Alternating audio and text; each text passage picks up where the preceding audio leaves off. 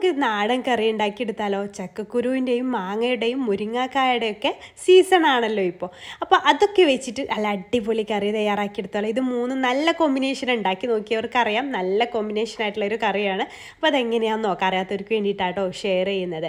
അപ്പോൾ ഞാനിവിടെ ഒരു 10-20 ചക്കക്കുരു എടുത്തിട്ടുണ്ട്. അതിൻ്റെ മുകളിലുള്ള തൊലി മാത്രമേ കളഞ്ഞിട്ടുള്ളൂ കേട്ടോ. ആ ബ്രൗൺ പാർട്ട് കളഞ്ഞിട്ടില്ല. കളയേണ്ടവർക്ക് കളയാം, അത് നല്ലതാണെന്നാണ് പറയാറ്. അതിലേക്ക് 2 പച്ചമുളകും 1/4 ടീസ്പൂൺ മുളക് പൊടിയും 1/2 ടീസ്പൂൺ മഞ്ഞൾപ്പൊടിയും ചേർത്ത് കൊടുക്കുന്നുണ്ട്. പിന്നെ അതിലേക്ക് ഒരു 1/2 ടീസ്പൂൺ ഉപ്പ് ചേർത്തിട്ടുണ്ട്. ഉപ്പ് ഇനിയും വേണ്ടി വരും, അത് നമുക്ക് പിന്നീട് ചേർത്ത് കൊടുക്കാം. പിന്നെ അതിലേക്ക് ഏകദേശം ഒരു 1.5 കപ്പ് വെള്ളം ചേർത്ത് കൊടുത്തിട്ടുണ്ട്. എന്നിട്ടൊന്ന് മിക്സ് ചെയ്തതിന് ശേഷം നമുക്കൊരു 4 വിസിൽ വരുന്നവരെ വേവിച്ചെടുക്കാം. 4 വിസിൽ വന്ന ശേഷം പ്രഷർ പോയതിന് ശേഷം കേട്ടോ നമുക്ക് എടുക്കേണ്ടത്. ആ ഒരു സമയം നമുക്കതിലേക്ക് വേണ്ടിയിട്ട് അരപ്പ് തയ്യാറാക്കിയെടുക്കാം. 1 കപ്പ് തേങ്ങ ചിരിവത് മിക്സിയുടെ ജാറിലേക്ക് ഇട്ട് കൊടുക്കുക. ഒരു 4 ചെറിയുള്ളിയും ഒരു 1/2 ടീസ്പൂണ് വലിയ ജീരകവും ചേർത്ത് കൊടുത്തിട്ടുണ്ട് കേട്ടോ. അതിലേക്ക് കുറഞ്ഞ വെള്ളത്തിൽ ഇതൊന്ന് നന്നായിട്ടൊന്ന് ഫൈനായിട്ട് അരച്ചെടുത്തിട്ട് കൊണ്ടുവരാം. അപ്പോൾ നമ്മുടെ ചക്കക്കുരൊക്കെ നന്നായിട്ട് വന്നിട്ടുണ്ട്. അതൊരു വേറൊരു ചട്ടിയിലേക്ക് മാറ്റിയിട്ടുണ്ട്. ചക്കക്കുരു വേണമെന്നുള്ളവർക്ക് ഉടച്ചെടുക്കാം, ഞാൻ ഉടച്ചെടുക്കുന്നില്ല കേട്ടോ. നന്നായിട്ട് തന്നെ വെന്തിട്ടുണ്ട്, അതങ്ങനെ കടിക്കാനാണ് എനിക്കിഷ്ടം.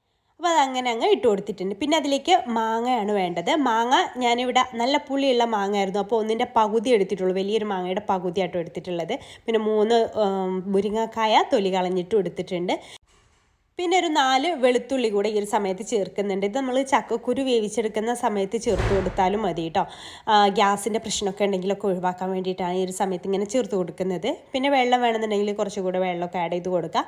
പിന്നെ ഉപ്പ് നോക്കിയിട്ട് ഉപ്പൊക്കെ ചേർത്തിട്ട് നമുക്കിതൊന്ന് വേവിച്ചെടുക്കാം കേട്ടോ. ഞാനിങ്ങനെ ഒരു ചട്ടിയിലിട്ടിട്ടാണ് വേവിച്ചെടുക്കുന്നത്. നമ്മൾ വേവിച്ചെടുത്തിട്ടുള്ള സെയിം കുക്കറിൽ തന്നെ ഇതുപോലെ ഇട്ടിട്ട് വേവിച്ചെടുത്താലും മതി. പിന്നെ നമ്മൾ കുക്കറിൽ തന്നെ വേവിച്ചെടുക്കുന്നുണ്ടെങ്കിൽ വിസിൽ വരാതെ അങ്ങനെ അടച്ചു വെച്ചിട്ടൊന്ന് വേവിക്കരുത് കേട്ടോ. വിസിൽ വരാൻ നിൽക്കരുത്. വിസിൽ വന്നാൽ നമ്മുടെ ഈ ഒരു മുരിങ്ങക്കായൊക്കെ വെന്തുടഞ്ഞു പോകും. അപ്പോൾ ഇതുപോലെ വേവിക്കുകയാണ് ഏറ്റവും ബെസ്റ്റ് കേട്ടോ. അല്ലെങ്കിൽ ഒരു വിസിൽ വന്നിട്ട് പെട്ടെന്ന് പ്രഷറൊക്കെ ഒഴിവാക്കുകയാണെങ്കിലും കുഴപ്പമൊന്നുമില്ല. അപ്പോൾ ഉപ്പ് ഞാൻ ആവശ്യത്തിന് കുറച്ചൊന്ന് ഇട്ട് കൊടുത്തിട്ടുണ്ട്. ഇനി നമുക്കിത് അടച്ചു വെച്ചിട്ട് വേവിച്ചെടുക്കാം. നന്നായിട്ടൊന്ന് മിക്സ് ചെയ്തതിന് ശേഷം അടച്ചു വെച്ചിട്ട് വേവിച്ചെടുക്കാം. ഇടയ്ക്കൊന്ന് മൂടി തുറന്നിട്ട് നോക്കിയാൽ മതി. നന്നായിട്ട് വെന്ത് വരുന്ന സമയത്ത് നമുക്കതിലേക്ക് തേങ്ങയുടെ അരപ്പ് ചേർത്ത് കൊടുക്കാം കേട്ടോ. മുരിങ്ങക്കായൊക്കെ തന്നെ പെട്ടെന്ന് തന്നെ വെന്ത് കിട്ടും. നന്നായിട്ട് ഉടയാനായിട്ട് വെയിറ്റ് ചെയ്യരുത്, അതിന് മുന്നേ തന്നെ എടുക്കണം കേട്ടോ. ശരിക്കും കുക്കായി നമുക്ക് ഇങ്ങനെ ഇടയ്ക്കിടയ്ക്ക് ചെക്ക് ചെയ്ത് നോക്കിയാൽ മതി. ഇപ്പോൾ എല്ലാം നന്നായിട്ട് തന്നെ കുക്കായി വന്നിട്ടുണ്ട് കേട്ടോ. ഇനി നമുക്കിതിലേക്ക് അരപ്പ് ചേർത്ത് കൊടുക്കാം. ഇപ്പോൾ വെള്ളമൊക്കെ കുറേയൊക്കെ വറ്റി പോയിട്ടുണ്ട്. ഇനി നമുക്ക് ആവശ്യത്തിനുള്ള വെള്ളം ചേർത്ത് കൊടുത്താൽ മതി. തേങ്ങയുടെ അരപ്പ് ഒഴിച്ചു കൊടുത്ത ശേഷം ആവശ്യത്തിനുള്ള വെള്ളം കൂടെ ചേർത്ത് കൊടുക്കാം. ഞാനൊരു മിക്സിയുടെ ജാറിലേക്ക് കുറച്ചുകൂടെ വെള്ളം ആഡ് ചെയ്ത് കൊടുത്തിട്ട് ആക്കി കൊടുത്തിട്ടുണ്ട്. ഇത് കുറച്ച് തിക്കായിട്ടുള്ള കറിയാണ്. നമുക്ക് എത്രത്തോളം ലൂസ് വേണം അതിനനുസരിച്ച് വെള്ളം ചേർത്തിട്ട് ചെയ്ത് കൊടുത്താൽ മതി. പിന്നെ ഇത് നന്നായിട്ട് തിളക്കാനായിട്ട് വെയിറ്റ് ചെയ്യരുത്. ജസ്റ്റ് ഒന്ന് തിളവന്നാൽ നമുക്ക് ഓഫ് ചെയ്യാം കേട്ടോ. ചൂടായിട്ട് ജസ്റ്റ് ഒന്ന് തിളവന്നാൽ ഓഫ് ചെയ്യാം. പിന്നെ കുറച്ചുകൂടെ ഉപ്പിൻ്റെ കുറവുള്ളതുകൊണ്ട് ഞാൻ കുറച്ചുകൂടെ ഉപ്പ് ആഡ് ചെയ്ത് കൊടുത്തിട്ടുണ്ട് കേട്ടോ. അപ്പോൾ അത് ഹൈ ഫ്ലെയിമിലിട്ട് ജസ്റ്റ് ഒന്ന് തിളവന്ന ശേഷം ഓഫ് ചെയ്ത്, മൺചട്ടി കൂടെ ആയതുകൊണ്ട് തന്നെ ഓഫ് ചെയ്താലും വീണ്ടും തിളച്ചുകൊണ്ടിരിക്കും. അപ്പോൾ അത് ശ്രദ്ധിക്കുക, പെട്ടെന്ന് തന്നെ ഓഫ് ചെയ്യണം.